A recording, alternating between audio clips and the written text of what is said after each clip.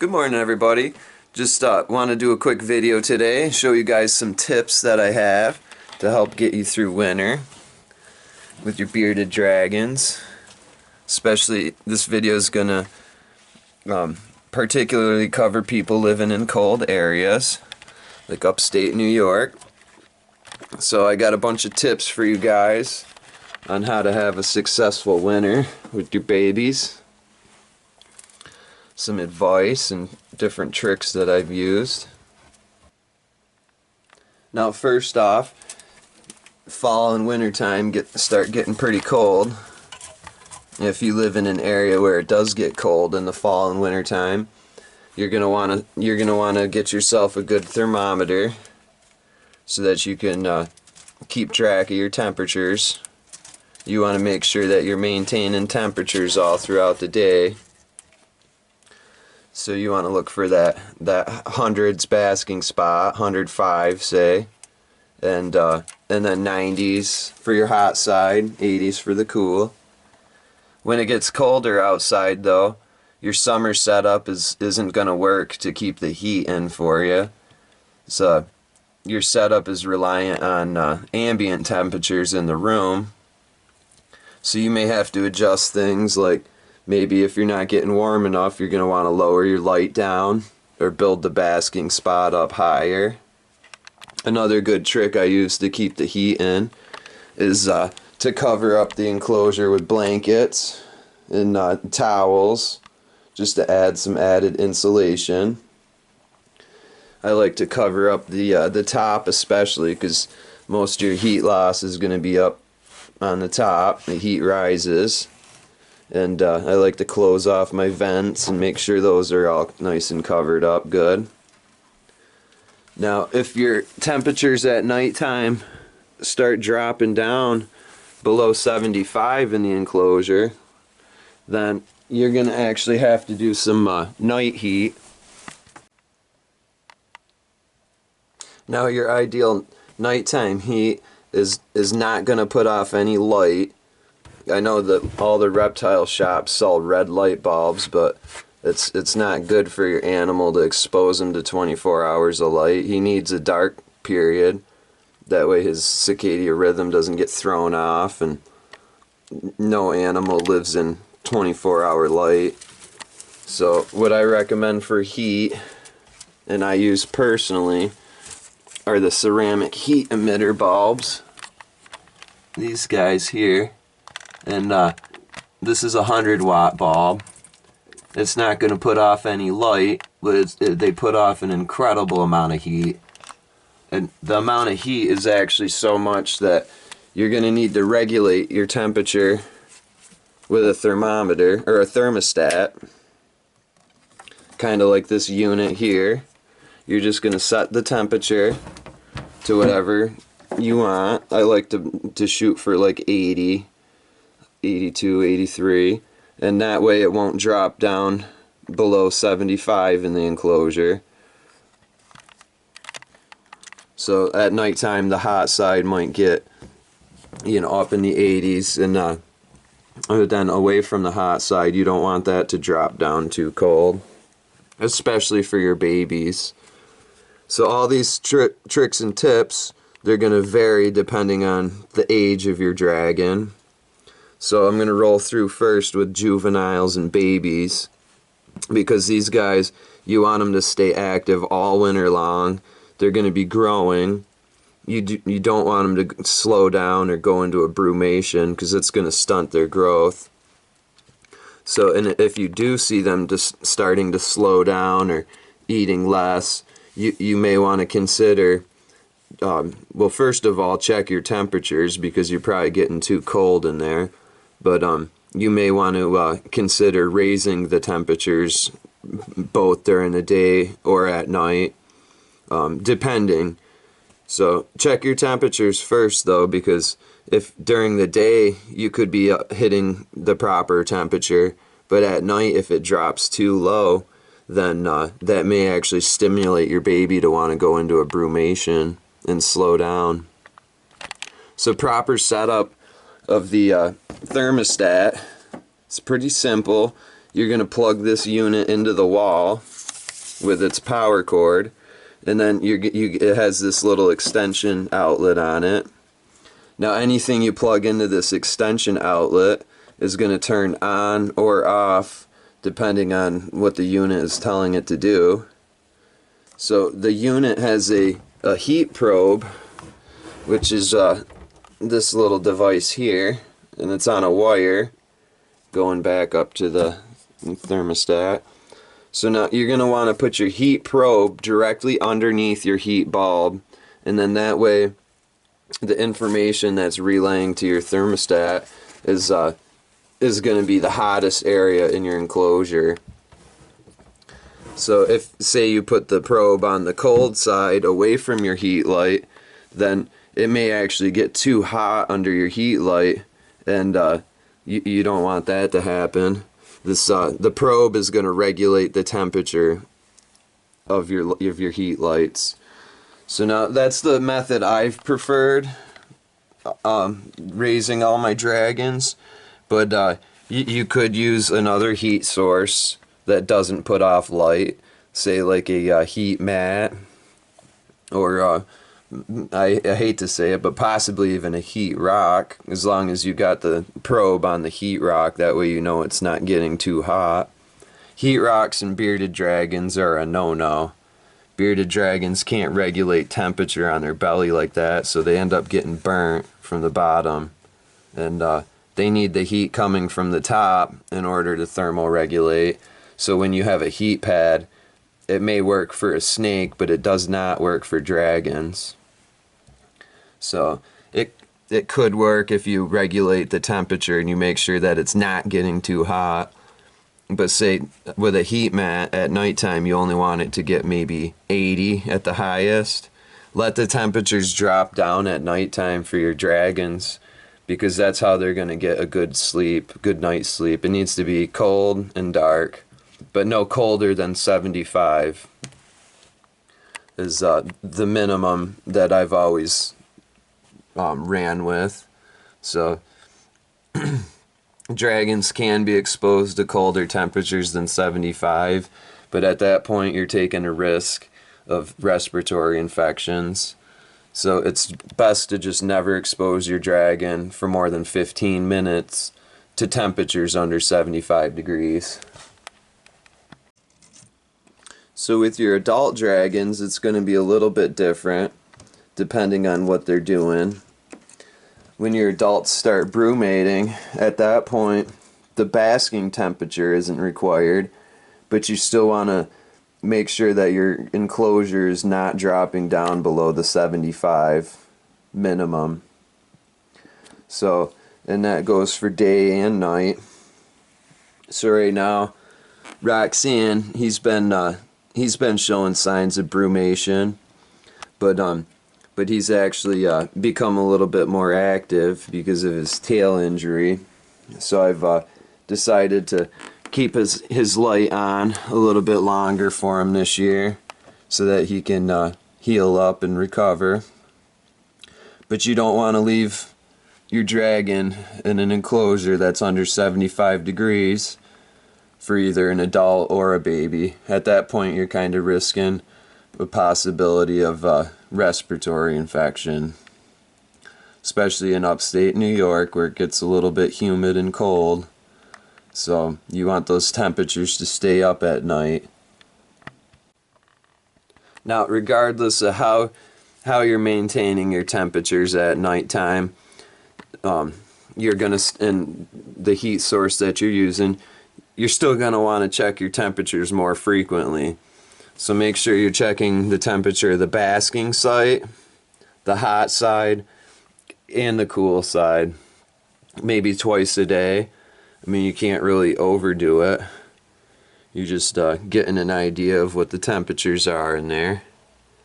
So regardless of the method you use to provide heat, increase the amount of temperature readings that you do in the day. So cover up your enclosure to keep the heat in. Make sure that you're maintaining temperatures throughout the whole day and night. If you're getting too cold at night, which most likely all of us in New York are gonna, unless you keep your house 80 degrees at night. You're gonna want to use a nighttime heat source that does not provide any light. That way your dragon has a good dark period for their sleep. Dragons do have 2 stages of sleep. They have, like, kind of similar to humans. We go into a REM sleep when we're dreaming, but unlike humans, dragons only have the 2 stages of sleep, so they actually go into a REM sleep sooner than a mammal would. But that means that they're having dreams, and that there is a necessary function provided by dreaming, which is not really fully understood yet. But they do require a good dark night sleep and to let it cool off. So where they're native from, the Australian deserts, it's going to get super hot in the day, and then at nighttime it drops right down, gets really cold. So, but this isn't a wild situation, this is a captive situation, and we have total control over the environment that we keep our babies in. So you're going to want to keep that temperature at no lower than 75. At that point, you're really taking a risk. Either the baby going into a brumation early, which is going to be very detrimental to its long-term health and lifespan. And so we want to avoid that at all costs. Another tip I have that correlates with temperatures and maintaining proper temperatures in your enclosure during the winter is that if you have your enclosure located, say, next to a window or an outside wall, well, depending on how good your walls are insulated and how well your windows insulate, then you're actually going to be dealing in it's going to be a lot colder over here. So you may want to consider moving your enclosures away from outdoor walls and also away from the windows, because in the wintertime you're just going to be fighting the cold, trying to keep the heat in. The cold's going to be coming through. So I've, with Rox's setup and Rocco, these guys, I actually have to put blankets up in the back here to create insulation between the outdoor wall and the enclosure, just to help insulate that better. But while you're originally setting up your enclosure, you may want to consider putting it away from a window and towards an inside wall, so that way you're not fighting the constant cold coming through the window. But depending, maybe your house is well enough insulated where that's not an issue, but it is a factor that you may want to consider. Next, I want to talk a little bit about food and making sure that you're making the right preparations to get you through winter. So if you're not breeding your own insects and have a reliable source coming through, then what you're going to want to do is stock up ahead of time. The cheapest options are to go online and get your feeders there. And maybe what you're going to want to do is order yourself a couple thousand superworms. Superworms have always been my favorite insect to get through the winter time with, because they're going to last a long time. They'll last right through winter. If you get yourself, say, 2,000 superworms per lizard that you have, you're easily going to make it all the way through winter without having to buy any insects. And it's going to save you a lot of time and money, because during the winter, when they stop shipping insects online with the bulk orders, at that point you're going to be relying on pet shops to provide your feeders. And we all know that you can pay a pretty penny at a pet shop for feeder insects. So supplying up ahead of time, ordering them in October, and just sitting on a whole stockpile of them to get you through winter is going to save you a lot of money and a lot of trips to the pet shop through the winter, especially when the roads are bad out. you'll be glad that you did it. Now, as far as veggies in the wintertime, vegetables are a little bit more expensive. So, but you're going to want to find a good source where you can get inexpensive greens. I like to shop at either Tops or Wegmans. I found that they've had the best supply of the best quality for vegetables. And oftentimes that's where I can find collard greens, kale, mustard greens. So you're going to want to find a good supply of greens to get you through winter. And maybe if you're doing a garden for yourself, maybe consider doing some winter crops that you plant early October, September, say, and stagger your plantings throughout the year so that you have plenty of greens to go around.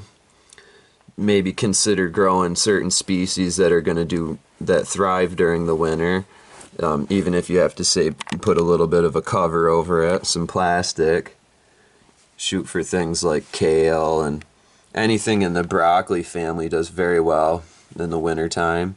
Collard greens, kale. So even Brussels sprouts and broccoli plants themselves, they stay pretty green underneath the snow. So that's another consideration to think about, where the vegetables are going to come from.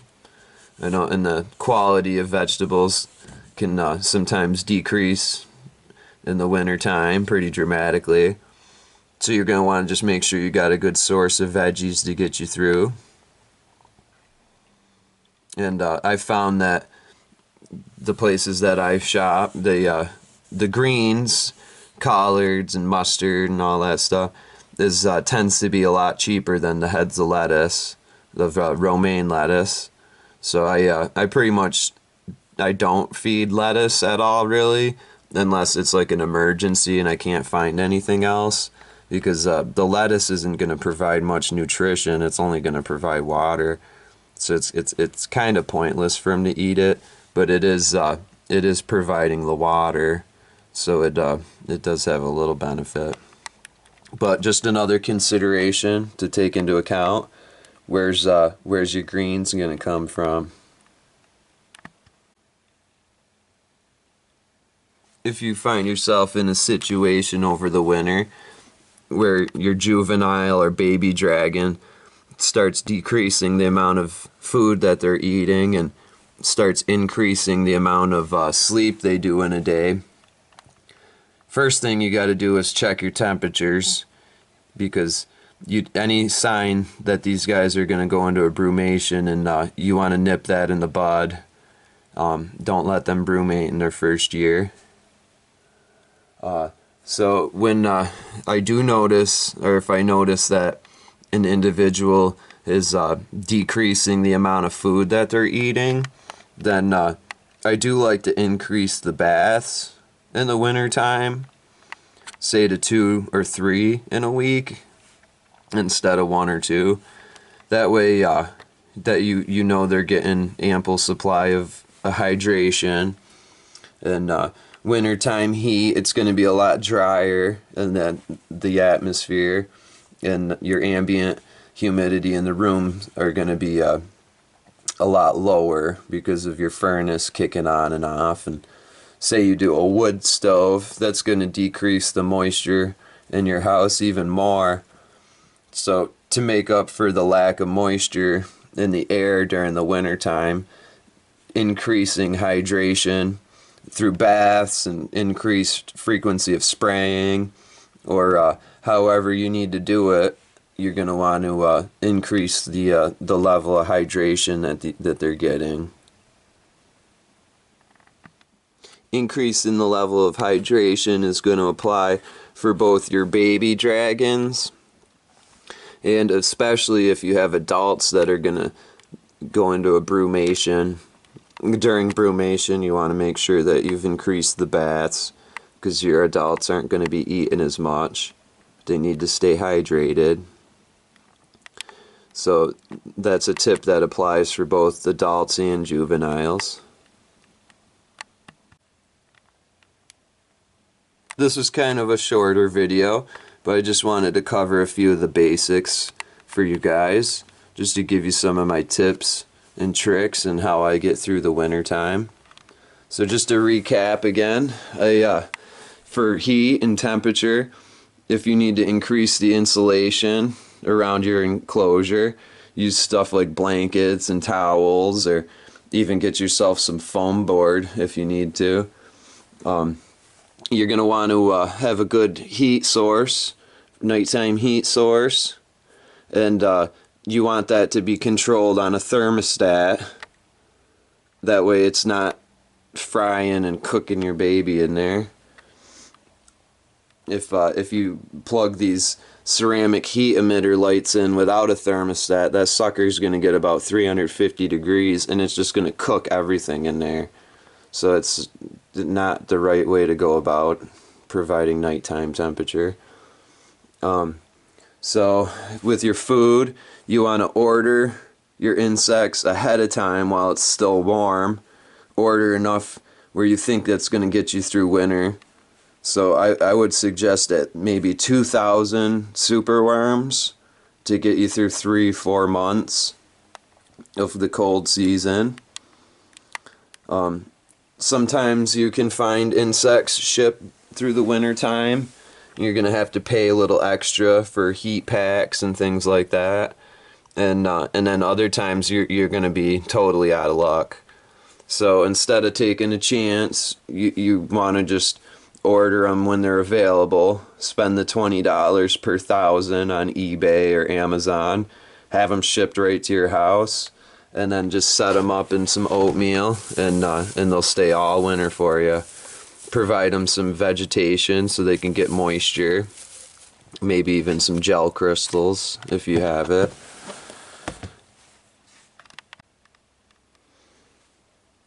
Don't forget about the vegetation and your vegetables throughout the winter time, even though it's a little harder sometimes to find good vegetables of quality. If you're growing a garden, maybe you should consider doing some winter crops that are good for the dragons. Things like in the brassica family, collard greens and kale. Possibly even romaine will do okay in cold weather. But you're going to want to prepare ahead of time. Make sure you got a good store that's providing fresh vegetables. Usually it's going to be like a higher end grocery store, like a Tops or Wegmans. So, but it's worth biting the bullet on that, making sure you guys are getting fresh greens. If your baby dragon starts showing any signs of going into a brumation, you're going to want to double check that your temperatures are proper at nighttime and during the day. And you may want to increase the temperatures and try to stop that right when you see it, because you don't want your juvenile or baby to go into a brumation. They're going to be growing their first year, and they you don't want them to slow down. So it'll stun them for the rest of their life if they go into an early brumation. So as far as your adults though, you want to let them go into a brumation if they're gonna go into it naturally. You want to let it happen naturally. I've got a video up on brumation if you guys need any added information on that. I did a pretty good series with rocks and gave a bunch of tips and advice on how to deal with that. So let's see. I think increase the baths if you're not seeing them eating enough vegetation during the day, or maybe they're not eating very much. You want to increase the baths. That's going to warm up their bellies, especially first thing in the morning. I like to do my baths first thing when everybody's just waking up and starting to warm up for the day and their bellies are turning on and stuff. I like to throw them right in the bath first thing. So make sure they're staying hydrated, fed, keep them warm, and you guys shouldn't have any issues getting your babies through winter. So thanks for watching, guys. Hope you all are having a good day. It's another rainy, cold day out here, but get you guys all set up and set for winter time, and it'll be a breeze. Alright guys, I'll catch up with you later.